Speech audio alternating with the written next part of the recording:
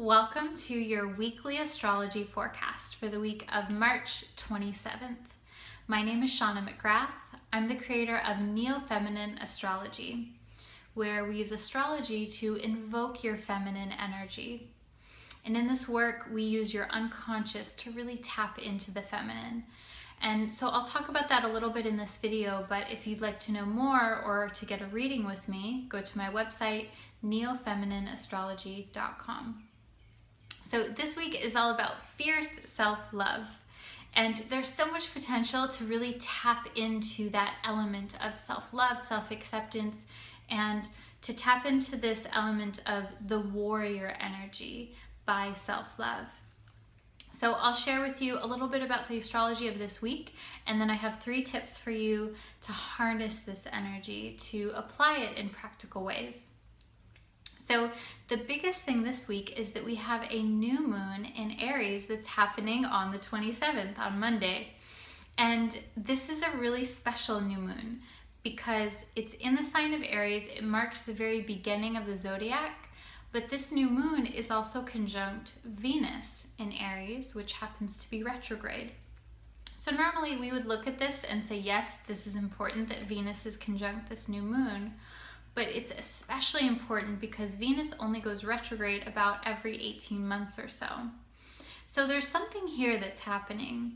The new moon is about fresh starts and initiations. It's about something new being birthed into your life, into your psyche, into your material world. And so this new thing that's being birthed, it has something to do with reevaluating your values, reevaluating the way that you value yourself. Venus is values, Aries is the self, the individual. And it may be creating a new level of courage or self-respect or individuality. And so these are all different themes. The high side of Aries is really individuation. It's about knowing yourself and being yourself and finding this warrior energy to just be who it is that you are, to be an individual. The shadow side of Aries is being overly self-centered or selfish. It can also come off as just being brash and not really caring about others, not caring about the feelings of others. And so I have a few tips for you to really tap into this energy. But first I want to share with you a quote from a book that I've been reading that I think is so beautiful to understand the energy of Aries. Often people associate Aries with being selfish, but that's not always the case. There's a way to be selfish in a healthy way, and that's what Aries is all about. So this is from the book called Inner Work. It's by Robert A. Johnson. It's actually about dream work and discovering the unconscious. But he speaks here about individuation.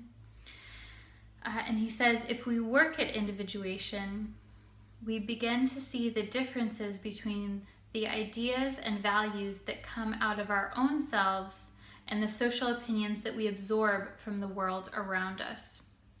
We can cease to be mere appendages of society or a clique of people. We learn that we have our own values, our own ways of life that naturally proceed out of our inborn natures. And so I think this is so beautiful for it. It speaks to the beauty of Aries, and it speaks to the necessity of Aries for all of us in our life. So I have 3 tips for you to really anchor this energy into your life. So tip number 1 is, where do you need more individuality in your life? This is going to be different for everyone. It may be more in your career, more in your romantic relationships, maybe your family. But I really want you to think about where it is that maybe you're kind of fading back into the background. Aries is not a background energy. And so I wonder for you, where is there this call to be individuated, to say, this is me, I have these opinions, I have these values, this is what I value. And that doesn't have to be in a brash or loud way. You can still be quiet with that, but I'm wondering, where Where in your life, or what would that look like for you? So that's tip number one, to really contemplate where in your life is more individuation needed. So tip number two is to explore self-love. And I know that this is a generic term, so it can mean many different things. Self-love can look like speaking up for yourself when you feel like someone is being demeaning or not respectful. It can look like indulging in a sweet or a treat, or maybe a bubble bath or something, or a massage once a month. Where do you need to give yourself self-love? And particularly, I would look at giving yourself, exploring self-love in ways that you're not getting it from other people, that you're craving. What are the ways in which the lack of self-love is being reflected to you by the people in your life? And this doesn't mean that you have to feel like lack of love, but it means like, where would you like to have a little bit more of that?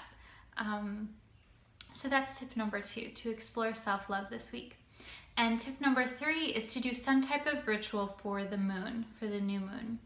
Even if you're watching this at the end of the week and the new moon has passed, that's okay. I still want you to do a ritual. It's so important. I want you to do a ritual around this idea of fierce self-love. So whatever you want, light a candle, do a little dance, do a little meditation.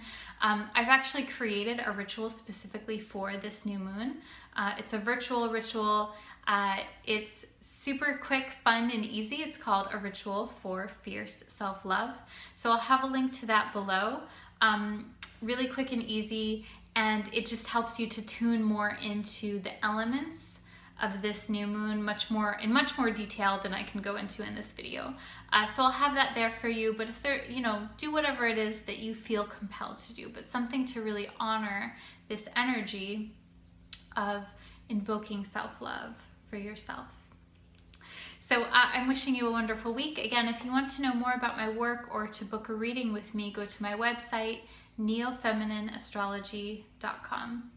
I'm sending you lots of love and wishing you an amazing week. Namaste.